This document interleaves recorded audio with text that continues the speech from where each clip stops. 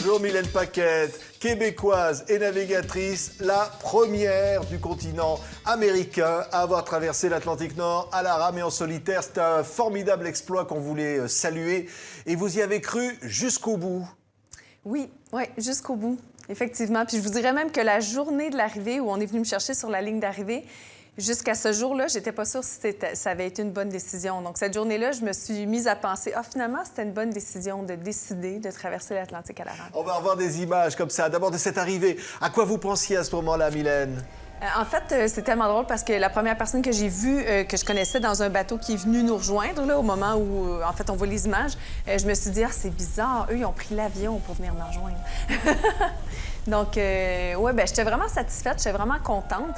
Et au moment où j'avais les fusées de détresse dans les mains, je trouvais ça chaud. Oui, c'était chaud, les fusées de détresse, mais il y avait tous ces amis qui vous attendaient, qui étaient là. Oui, donc environ une quinzaine de personnes là, qui venaient du Québec pour m'accueillir. Donc, ça m'a vraiment fait chaud au cœur de voir ça. 129 jours en mer, 4300 km à la rame. Oui. 4300 km à la rame, mais beaucoup de doutes, Il y a tellement de moments durant la traversée où je m'en voulais parce que je pouvais pas ramer à cause que les conditions étaient pas là, les conditions étaient pas adéquates, puis je me sentais toujours tiraillée entre le fait de est-ce que je devrais être à l'extérieur en train de ramer ou si c'est plus sécuritaire pour moi d'être à l'intérieur. Donc, beaucoup de doutes à travers ces kilomètres-là. On vous voit là, le champagne, allez, ça coule à flot.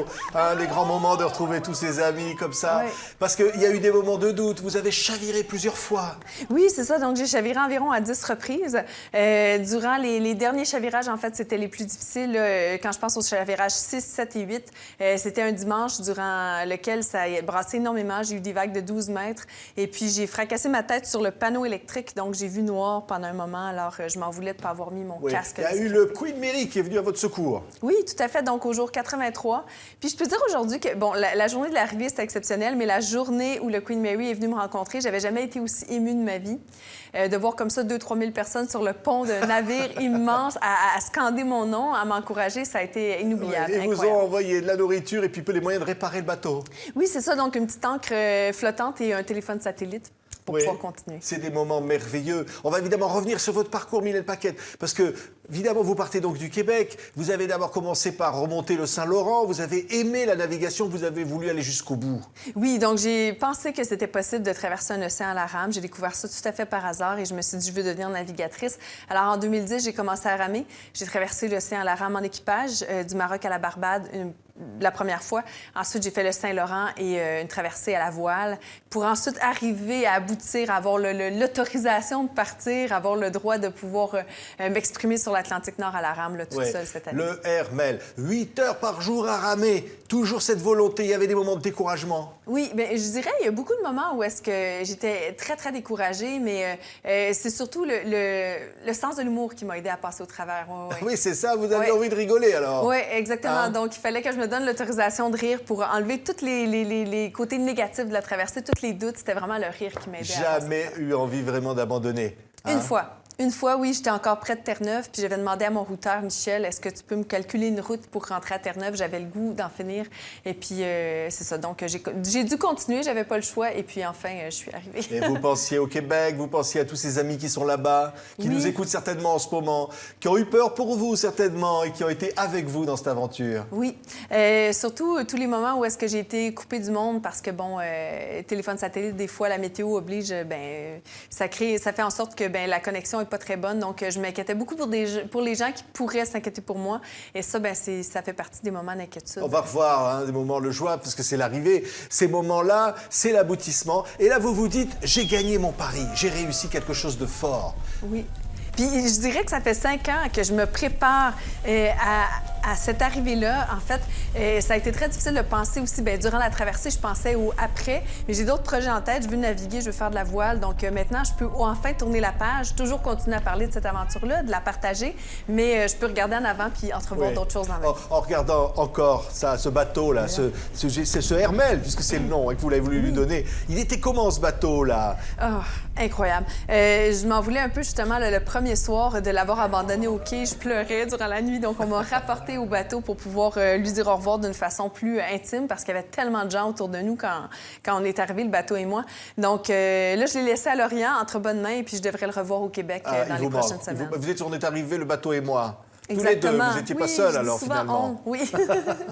Mylène, c'est une formidable aventure parce que vous avez eu envie aussi de montrer qu'il fallait défendre l'environnement. Oui, c'est ça. Donc, durant toute la traversée, bien, en fait, lors de ma première traversée en équipage, je me suis sentie un peu le rôle de responsable de pouvoir partager cet océan-là parce que les gens ont peut-être pas idée de comment ça se passe vraiment sur l'océan. C'est pas qu'un désert exempt de vie où c'est très dangereux d'aller. Donc, je voulais vraiment partager. Alors, via les réseaux sociaux, on a pu diffuser des capsules éducatives en environnement, diffuser des photos de l'océan pour que les gens puissent s'approprier un peu l'océan. Et dire qu'il faut le protéger, cet océan. Vous l'avez trouvé dans quel état, Mylène Faquette? C'est vraiment dommage parce qu'en arrivant sur le Gulf Stream, je pensais avoir plus d'animaux et tout ça.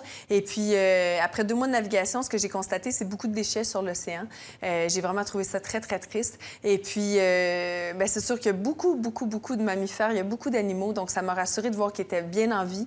Mais c'est sûr que pour moi, bien, c'est dur de faire une constatation scientifique. Mais je peux dire aussi qu'il y a beaucoup de sons dans l'océan parce que j'ai fait de la recherche en acoustique appliquée.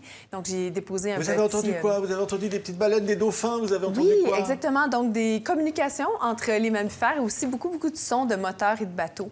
Alors, même si les bateaux étaient très, très loin, je pouvais les entendre. Et les animaux étaient gentils avec vous? Il n'y a pas eu de baleine qui s'approchait trop près? De méchants requins? Non, pas de méchants requins, non. Mais quand même des baleines qui s'approchaient assez près de moi. Mais ça faisait en sorte que je me sentais moins seule. Vous avez dit tout à l'heure que vous les connaissiez finalement, les baleines. Oui. Vous revoyez toujours les mêmes, vous les reconnaissiez, vous leur avez donné des noms presque. Hein? Oui, quand même, oui, je leur donnais des noms, les oiseaux, les poissons, les baleines. Une photo là que vous avez fait à bord, regardez la photo. C'est ça, en fait, c'est ça qu'on voyait du bateau. Oui, exactement. Ça, c'est un globicéphale qui m'a suivi pendant quelques On va la voir, jours, la photo, là, on ne voit pas bien. Ouais. Regardez. Hein? C'est très bien. Ah oui, les globicéphales, je dirais, il y a des familles, des troupeaux de globicéphales qui venaient m'accompagner durant quoi? Peut-être sur une semaine, ils sont venus à 5-6 reprises. Donc, c'était vraiment le fun là, de voir qu'à chaque fois, ils venaient toujours de plus en plus proches me présenter leur bébé. Alors, ce contact-là, j'avais vraiment l'impression d'être privilégiée là, de pouvoir voir ça. Alors, ils voulaient vous présenter leur bébé. Oui, quand même. Au début, ils se tenaient vraiment loin. Puis plus j'avançais, plus on se fréquentait, si on peut dire.